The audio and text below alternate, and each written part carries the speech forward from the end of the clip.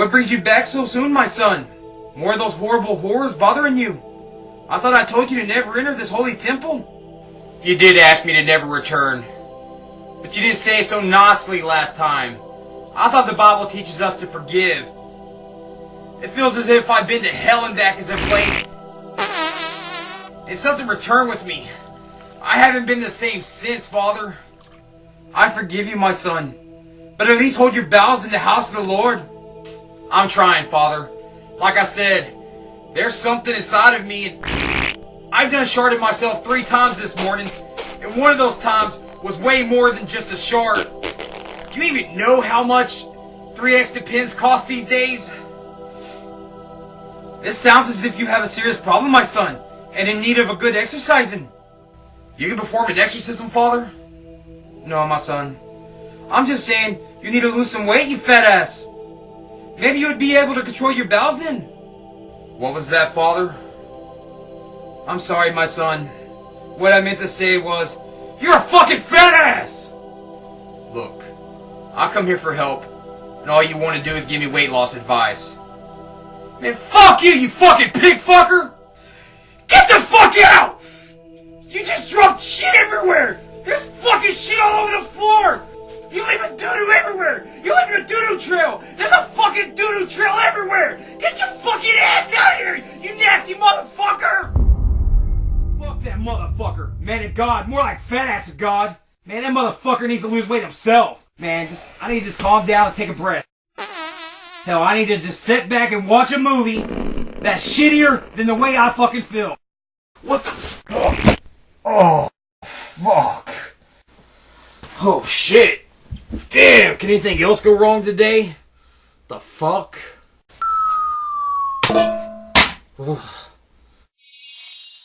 Damn. Just got hit by a shit brick.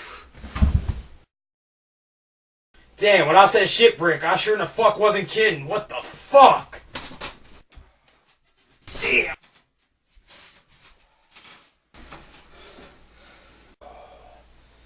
Damn, my fucking ass stinks. But I bet it can't stink any worse than this not so freshly lit elephant turd.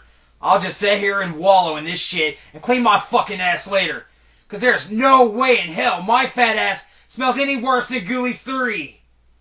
What do you get when you take Animal House, throw in some demons, and mix in a bunch of naked college girls and some other pointless dumbass fucking shit? Well, let's take a look. The film opens 21 years earlier as a fraternity member calls forth the power of the Ghoulies by reading out loud from a comic book. For 15 cents you can conjure fucking demons from a toilet? The toilet bowl is shown to be a cauldron of ancient origins, which is used to summon forth the Ghoulies.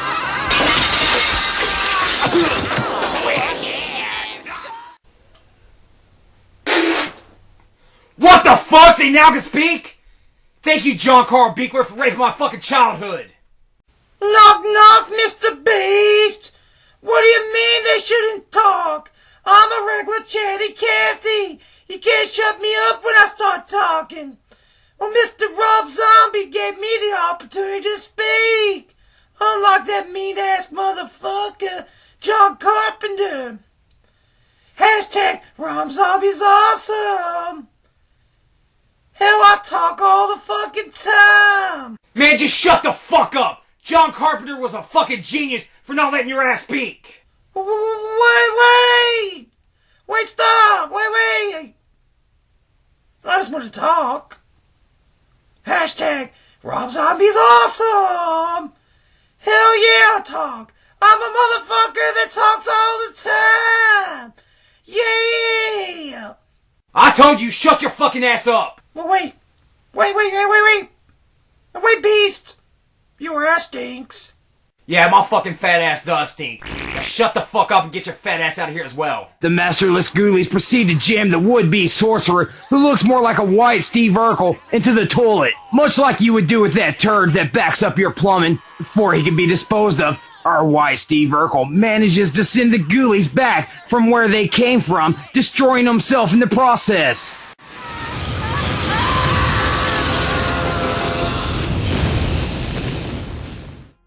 Back to present day, 1991. We see right away that this is prank week here on campus. A 7-day stretch where the fraternities try to out-trick each other, leaving in their wake a slew of toilet paper trees, missing panties, and nearly a moment can pass without someone being struck with an egg or water balloon, or some poor, unsuspecting fuck slipping on grease or an oil slick. Wait a fucking minute. Is that a young Kane Hodder? Why the fuck would he even be in this piece of shit? John Carl Buechler. The opening credits open much like Superman 3, which is already a bad sign of what's to come.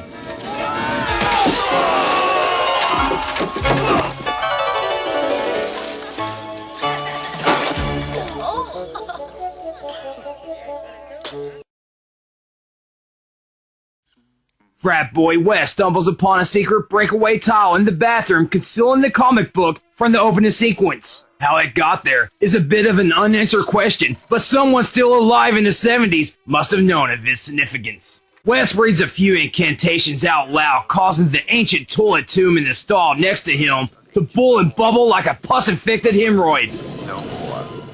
Wes, suddenly called away for pranking, puts the comic away to read later during classes.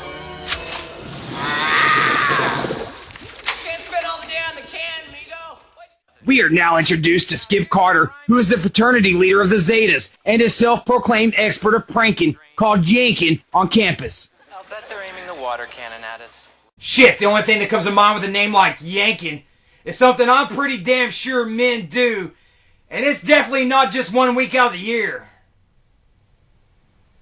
Now we are introduced to the only real star of this putrid pile of dick snot, Professor Ragnar, played by Kevin McCarthy, who is the school's dean and hates pranks, oh yeah, yanks. With his first breath, Ragnar threatens to expel Skip if he catches him trying to pull one more yank. Skip, of course, is innocent of the latest accused yank pulled upon the dean, but was the victim of a rival fraternity, the Gammas, looking to keep its unruffled hold on the yanking crown for yet another year. Yes, clap it, slap it, rap it. Too bad. God damn, I fucking hate the 90s. Skip's having some trouble with his girlfriend, Erin. Seems she doesn't enjoy his constant yanking and total devotion to the fraternity. What about her? She needs attention too, you know. Skip tries to smooth things over, but it's too late. Erin breaks off their fling and starts dating the Gamma's leader, Jeremy. With classes about to begin, when the cat's away, mice will play. Dang, what is this college major in? Yanking? In walks Professor Ragnar. Everyone takes a seat and gets serious, except for Wes, bored as fuck and is making out with Veronica, gets his ass called out by Ragnar, who then takes the comic and begins to read out loud. This almost awakening the Ghoulies. It's party time on campus, cause what donkey dick college movie doesn't have a party scene? Do you have a large sausage? No complaints yet.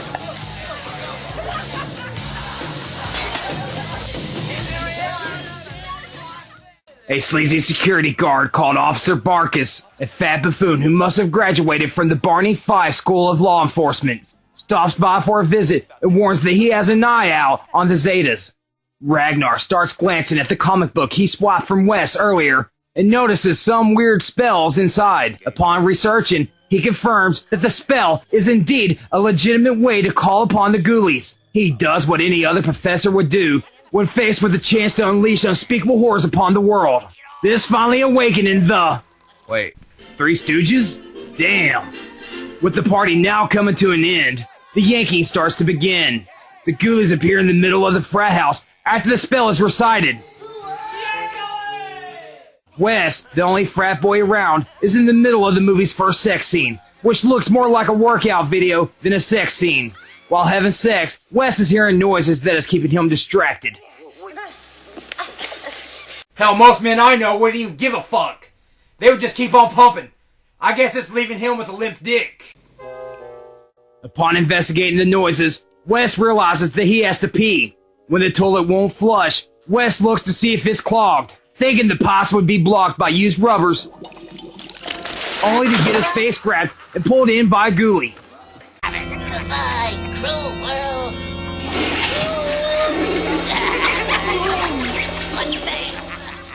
Damn, these fucking college toilets can flush anything. The Ghoulies decide to do a little partying of their own by trashing Zeta's house. Upon opening a random closet, an avalanche of dirty clothes consumes them. When the pile clears, we now see the three dressed in ridiculous 90s style clothes. Fuck, I really hate the 90s. So, what's your major? Beer! How the fuck does Demons from Hell know what the fuck beer is? An ominous-looking fridge reveals the holy grail of beers. 2001 cold beers to be precise. What's the deal with all these dog dick-licking doors? Every time a door's open, having everything in the world fall on top of them. The Ghoulies then proceed to get absolutely shit-faced. After drinking all 2001 beers, they're still wanting to party, down in a can of Drain Eggs. Damn, these demon fucks really know how to party. Less filling. Yum, yum. Now with the Zetas heading home, the Ghoulies is now doing some yanking of their own. The Ghoulies Yanks have both fraternities pissed off at each other from the trail of destruction left behind. Hell, even having the Gammas blamed for all 2001 beers being drunk. They drank our brews, all 2001. Brothers, a yank is a yank is a yank. But gentlemen, this is war. But Skip goes to see Wes's girlfriend, Veronica, well ex-girlfriend, to find out his whereabouts. Veronica, the classy lady that she is, takes Skip for a sucker and places his hands on her boobs. Of course, in walks Erin and her new man, as always catching Skip in the wrong predicament. Just looking for Wes. Really? Where were you looking? That is one hell of a wind chime. Damn, these Ghoulies are fucking great artists. Officer Barkus. From here on out, I'm only going to refer to him as Officer Dumbass. Accuses Skip of vandalizing. I was just thinking the same thing. The Ghoulies sabotage Officer Dumbass's car, giving the dumbass a shock of his life. Damn, that shock had more volts than my mother's vibrator.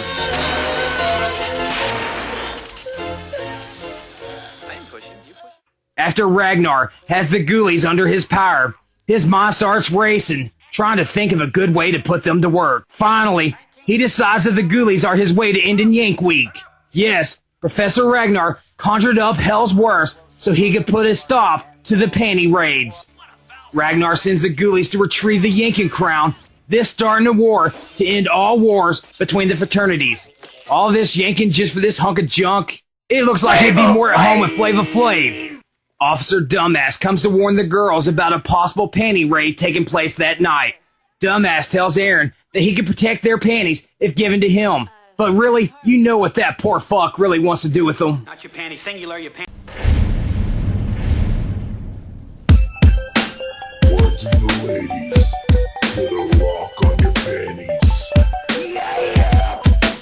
What? Girls in the club, put a lock on the drawers, cause I spit them bitches up. I spit them bitches up. Girls in the club, put a lock on the drawers, cause I spit them bitches up. I spit them bitches up.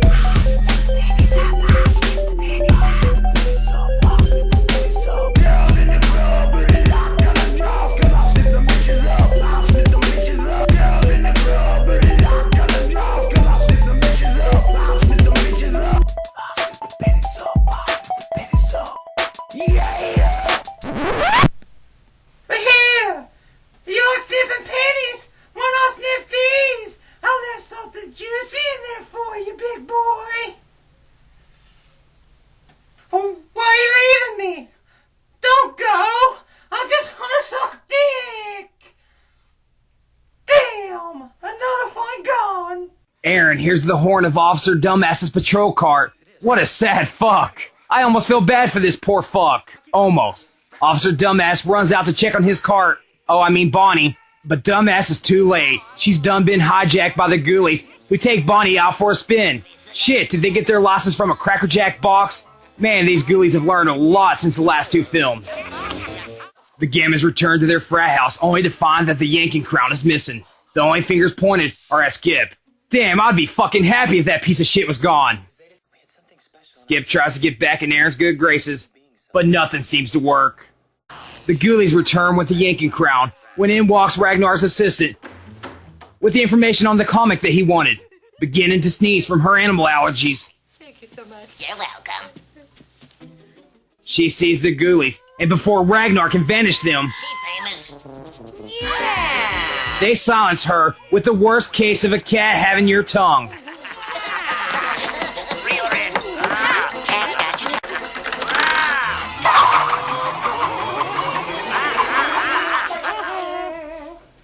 The resident nymphomaniac Veronica, decked out in her little black dress. She tells her sorority sisters that she's got a date. She then goes into her room, locks the door, cranks 80s rock ballad to 11, and slowly undresses seductively to the beat.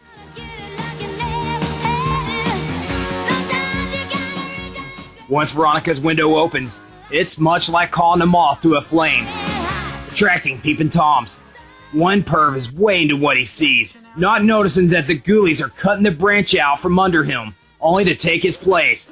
The Ghoulies this time around like looking at naked women. This doesn't mean that they still can't kill the girls, it's just that they admire their ass before killing it.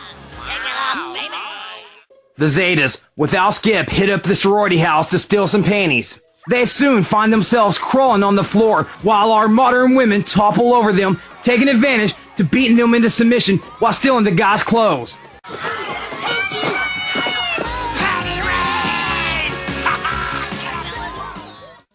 With all that undressing and dancing, Veronica got herself all hot and sticky and in need of a good freshening up by hopping in the shower as the Ghoulies creep in for a closer look, resembling that of an adult.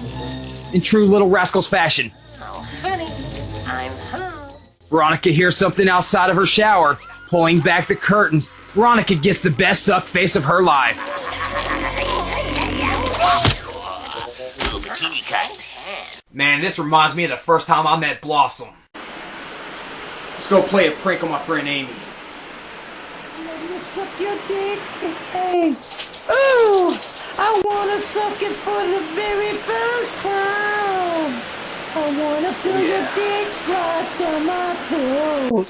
And in my belly, you're gonna come home. Wait! Whoa! What are you doing? Get out! Get out, you perv! What the fuck? You're not fucking Amy, who the fuck are you? Wait a minute, I know who the fuck you are. You're that fucking Blossom chick everybody's talking about. Oh, hell no! Well, wait! I bet you got a big dick! Come back! Come back! Please! Oh, damn it! Let me suck your dick! Hey! Ooh! Aaron doesn't believe Skip gave up yanking. Try to stop him. And you didn't bother to warn me, and now my entire wardrobe is absolutely, completely... And believes that he knew about the panty raid. In between contacting hell and ordering demons to kill kids, Professor Ragnar still has classes to teach. Nobody seems to pay any attention to the fact that he's gone completely insane. Ragnar threatens to expel Skip for his continued yanking. Of course, a yank is pulled right after the speech, and all evidence leads to Skip.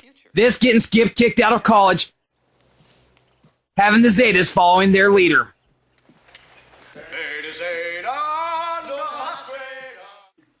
Skip tells the Zetas that he is now on the straight and narrow and no longer yanks. The Zetas upset for having Skip's back in class to only find out that he's now become a pussy. Ragnar sends the Ghoulies to kill Skip because kicking his ass out of college wasn't enough.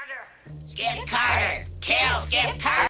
Aaron hears her cocksucking douchebag fleeing, admitting that he set up Skip. You know, Jeremy... Aaron pours coffee on his dick. Damn, I bet there's no yanking in his future. Skip and Aaron get back together and already having sex. I bet Jeremy doesn't have one of these. No, he doesn't. Why haven't I ever thought of using a dustbuster for a sex toy? Jeremy, the Aryan head of the rival fraternity, sends one of his frat boys to kill Skip. Shit, what's the deal with all these college kids wanting to kill each other? Does finals really have them that stressed out? The Ghoulies knock the fuck out of the frat boy, thinking that he's Skip, not knowing that the frat boy was sent to kill Skip with a bomb in which the fuse has already been lit. The Ghoulies toss the bomb out the window, rolling and bouncing down the road, where it finally lands inside of Officer Dumbass's car. Oh,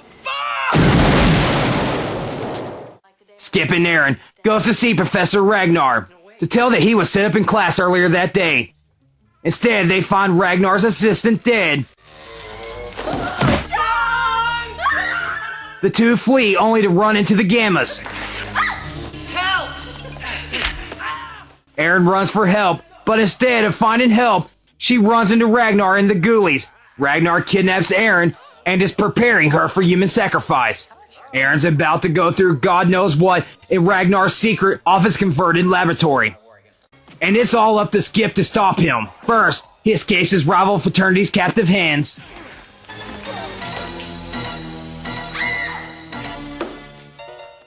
And makes a bold leap into the laboratory, armed with a gun filled with superglue. Apparently, superglue is a touch of death for demons.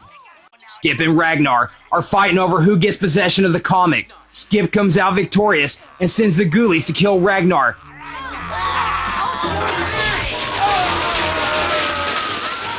And eventually, Ragnar and the Ghoulies are left in a smoldering green puddle on the floor. Skip and Aaron return to the Zeta's house. Jeremy follows not far behind to do battle with Skip one last time. Get the hell out of my house. When in bursts Professor Ragnar, returning, now merged with the Ghoulies and seemingly 3 feet taller. For a guy whose main issue with the world is Yank Week, he goes through an awful lot of personal sacrifice. He's willing to turn himself into the devil just so a few kids will stop covering the floor with slippery wax. That's dedication. Jeremy passes the fuck out like the punk bitch that he is, leaving Skip and Aaron to defend for themselves, ending up where it all began, in the bathroom. Ragnar uses poor choice of words by saying that he is one with a comic. This giving Skip the idea to use the Ghoulies' dimensional portal to send Ragnar into the abyss by flushing the comic. And damn, that's all it takes to kill some demons.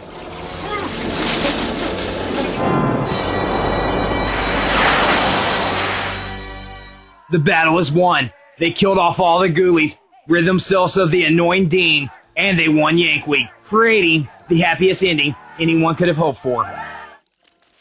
The focus has shifted from horror comedy to comedy horror.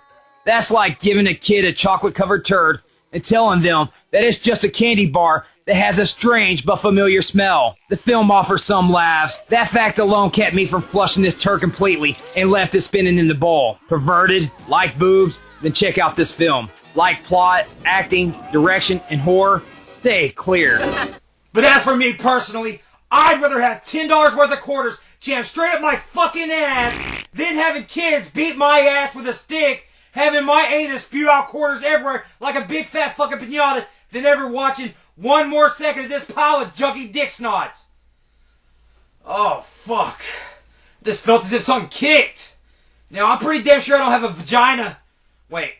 No, I'm damn sure I don't have a vagina. And I know I'm not no fucking Mother Mary. There's no way a miracle's happening in my fucking ass. Oh, wait.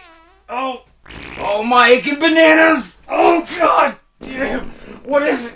There's something inside of me, man. There's something just ain't right. Something inside of me. Oh, shit.